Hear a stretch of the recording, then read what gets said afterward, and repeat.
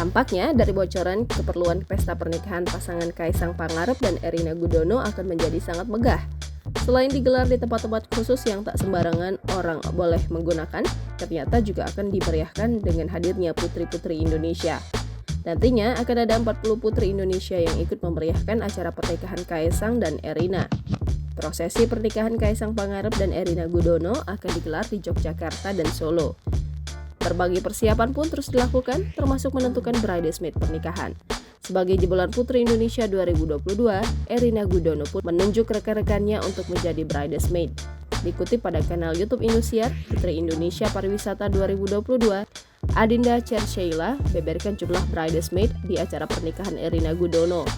Insya Allah akan ada sekitar 40 putri yang nanti akan menjadi bridesmaid. Putri Indonesia Jambi, Bella Puspita sebut ia akan jadi bridesmaid di pernikahan putra bungsu Presiden Jokowi.